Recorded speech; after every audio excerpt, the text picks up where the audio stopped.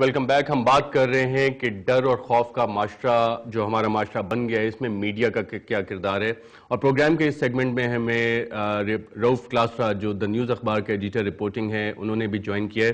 اور میں اپنے تینوں پینلسٹ کے بارے میں آپ کو یہ بات بتاتا چلوں کہ تینوں برٹش ایوننگ اسکالرز ہیں اور تینوں نے میڈیا اسٹڈیز میں ہی اپنی ماسٹرز کی ڈگری یو کے سے حاصل کی ہے. انصار عباسی صاحب، بریک پہ جانے سے پہلے ہم بات کر رہے تھے ڈر اور خوف کا معاشرہ اور میڈیا کا کردار، اور جو متی نے پوائنٹ اٹھایا تھا کہ 17 ججز کی وزڈم کیا الیکٹڈ پارلیمنٹ سے زیادہ ہے. دیکھیں، میں یہی کہہ رہا تھا آپ کو کہ ان کو مکس اپ مت کریں.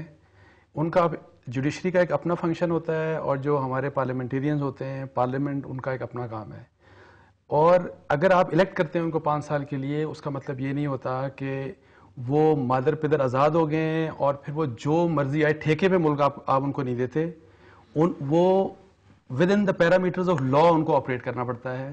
اگر کسی کی جعلی ڈگری ہے تو ہی should be taken to task. اگر کوئی قانون کی وائلیشن کرتا ہے تو اس کو اس کے بارے میں پوچھا جانا چاہیے. اگر کوئی کرپشن کرتا ہے تو اس کو اس کے بارے میں پوچھا جانا چاہیے. اور پوچھے جانے کے لیے اکاؤنٹیبلٹی آپریٹرز گورنمنٹ کی رسپانسبلٹی ہوتی ہے. ہماری گورنمنٹ وہ اکاؤنٹیبلٹی پہ چونکہ بلیو نہیں کرتی، کوئی ہمارے پاس اکاؤنٹیبلٹی آپریٹرز نہیں ہے.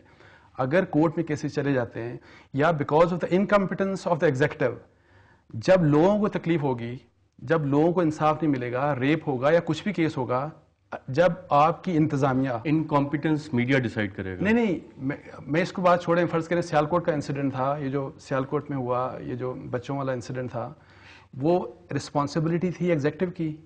ایگزیکٹو اگر کچھ نہیں کرے گی تو پھر کیا ہوگا؟ پھر ٹیک اپ سو موٹو کے اوپر کچھ لوگوں کو اعتراض ہے. اگر سپریم کورٹ بھی یا ہائی کورٹس بھی سو موٹو نہیں لیں گے تو مجھے بتائیں کون انصاف دے گا ان کو؟ جتنے بھی اسٹیٹ آپریٹر، میں آپ کو ایک اسٹیٹ جو ہوتا ہے، اسٹیٹ کے جتنے بھی پلرز ہوتے ہیں، تمام کا مقصد یہ ہوتا ہے کہ آپ نے لوگوں کے لیے ڈیلیور کرنا ہے، لوگوں کے لیے آسانیاں پیدا کرنی ہیں.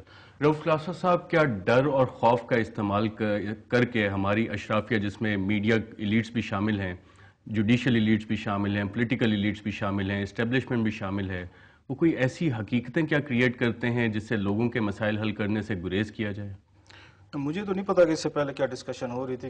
جو میں نے کل میڈیا فالو کیا، مجھے تو اس کے بعد بڑی شرم آئی ہے. دا وے اس کو رپورٹ کیا گیا ہے اور ایک فیک قسم کا ایک کرائسس اس ملک میں کھڑا کیا گیا ہے. اس سے مجھے تو کم از کم میڈیا سے ایک آپ کہہ سکتے ہیں انکلوڈنگ مائی سیلف شدید مایوسی ہوئی ہے کہ ہمارا یہ رول نہیں تھا کہ اس طرح کی آپ انکنفرمڈ چیزیں آپ یہ سامنے لے کے آئیں. اور یہ پہلا رول ہی میرا خیال ہے وہاں پہ جو ایڈیٹر بیٹھے تھے، نیوز ایڈیٹر بیٹھے تھے. اور ہمارے اوپر بھی بہت سارے چیکس ہوتے ہیں جب ہم کوئی بھی خبر دیتے ہیں، اور اتنی بڑی خبر جب آپ دے رہے ہیں، جو حکومت یہ کنسیڈر کر رہی ہے اس کے نوٹ کو وڈرا کرنے کے لیے نوٹیفیکیشن کو، میرا خیال ہے کہ رسپانسبلٹی کا ایلیمنٹ اس میں آنا چاہیے تھا. اور دا وے اس پہ ریئیکشن آیا جوڈیشری کی طرف سے، وہ بھی میرا خیال ہے کہ وہ خیر یہ جج صاحبان بہتر جانتے ہیں کہ انہوں نے کیا کرنا ہے یا کیا کرنا تھا.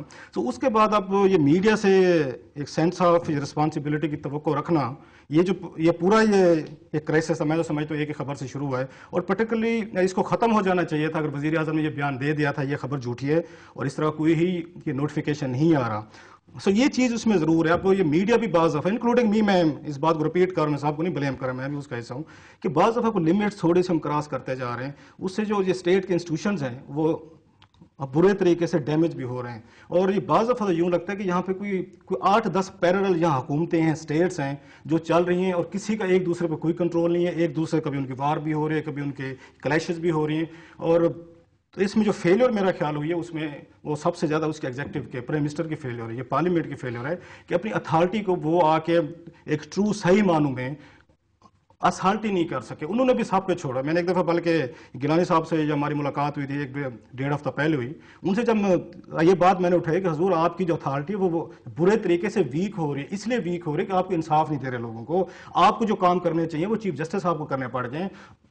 وہاں تنخواہ صرف ان کو چیف جسٹس یا 17 ججز کو نہیں مل رہی، آپ کو بھی ملتی ہے. آپ کا بھی رول بنتا ہے تھوڑی سی گڈ گورننس کی طرف ہے. جو کرپشن کی سٹوریز آ رہی ہیں یا یہاں پہ اور سیریس ایشو آپ ان کو ایڈریس نہیں کر رہے، آگے سے مجھے وہ کیا جواب دیتے ہیں؟ وہ کہتے ہیں جی آپ اپنا وکیل کریں، جائیں اور سپریم کورٹ میں ثابت کریں کہ جو میرے وکیل وہ کرپشن کر رہے ہیں. اور جب ثابت ہوتی ہے، جیسے LNG کیس میں ہوا تو نوید قمر صاحب یہ وزیر اعظم صاحب کی بال کا ناک بنے ہوئے. سو یہ جو ایک یہاں 8-10 پیرل حکومتیں قائم ہوئی ہیں، اس میں اگر مجھ سے پوچھا جائے کہ یہ آپ کس کو بلیم کریں گے، میں وزیر اعظم کو بلیم کروں گا اور ساتھ میں پارلیمنٹ کو جو اپنا ان کا رول ہے، ڈیو رول ہے، یہ ان دا نیم آف ایکسپیڈینسیز یہ اپنے رول کو میرا خیال ہے وہ کر چکے. بس یہ وہ ہمارے دوست ہیں شہزاد رضا، جیسے ان کے بارے میں کہتے ہیں دہاڑی دار یہ ہوتے ہیں نا سیاست پردھان. ایک دن آپ نے گزارنا ہے. یہ ڈے ٹو ڈے بیسس میرا خیال گورننس ہو رہی ہے اور اسی وجہ سے یہ سارا انسٹیٹیوشنز کا کلیش ہوا ہے. بڑی انٹرسٹنگ بات ہے. رؤف کلاسرا صاحب اور انصار عباسی صاحب ایڈیٹوریلی آپ دونوں ایک بات پہ تو ایگری کیے کہ ایگزیکٹو کا فیلئر سامنے نظر آ رہا ہے, لیکن ایک پوائنٹ آف ڈس ایگریمنٹ بھی ہے دونوں کے درمیان. اس پہ اپنی گفتگو کریں گے ایک وقفے کے بعد.